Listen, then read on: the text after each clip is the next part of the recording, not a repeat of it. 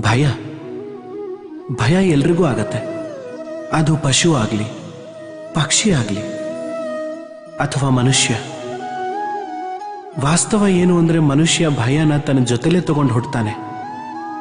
ಅಂದಮೇಲೆ ಈ ಭಯದ ಬಗ್ಗೆ ಭಯ ಯಾಕೆ?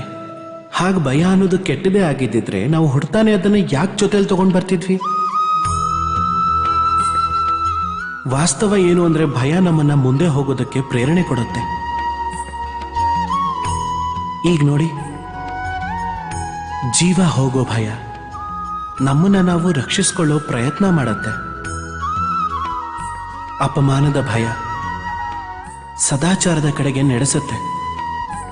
ಯಾರೋ ಪ್ರೇಮಿನ ಕಳ್ಕೊಳ್ಳೋ ಭಯ ಅವ್ರ ಬಗ್ಗೆ ಇರೋ ಕರ್ತವ್ಯನ ಚೆನ್ನಾಗಿ ಮಾಡೋದಕ್ಕೆ ಪ್ರೇರಣೆ ಕೊಡುತ್ತೆ. ಆದ್ರೆ ಈ ಭಯ ಯಾವಾಗ ಕೆಟ್ಟದಾಗತ್ತೆ ಅಂದ್ರೆ ಯಾವಾಗ ನಾವು ಅದನ್ನ ನಮ್ಮ ಮೇಲೆ ಸವಾರಿ ಮಾಡೋಕ್ ಬಿಡ್ತೀವೋ ಆವಾಗ. ಅದಕ್ಕೋಸ್ಕರ ಏನೂ ಪ್ರಯತ್ನ ಮಾಡೋಲ್ಲ. ಹಾಗಾಗಿ ನಾವೀ ಭಯವನ್ನ ಉಪಯೋಗಿಸ್ಕೋಬೇಕು ಅಂದ್ರೆ ನಾವೇ ಸ್ವಯಂ ಆ ಭಯದ ಮೇಲೆ ಸವಾರಿ ಮಾಡಬೇಕಾಗತ್ತೆ. ಹಾಗಾದ್ರೆ ಭಯದ ಗಡಿಗಳನ್ನ ಒಡೆದುಹಾಕಿ. ನಿಮ್ಮ ಆತ್ಮದೆದುರಿಗಲ್ದೆ ಬೇರೆ ಯಾರೆದುರಿಗೂ ತಲೆ ತಗ್ಗಿಸ್ಬೇಡಿ. ನೆನ್ಪಿಟ್ಕೊಳ್ಳಿ, ಯಾವಾಗ ಅಂಧಕಾರಕ್ಕೆ ಹೆದರೋದನ್ನ ಬಿಡ್ತಿರೋ ಆಗ್ಲೇ ನೀವು ದೀಪವಾಗಿ ಪ್ರಕಾಶ ಕೊಡೋದಕ್ಕೆ ಸಾಧ್ಯ.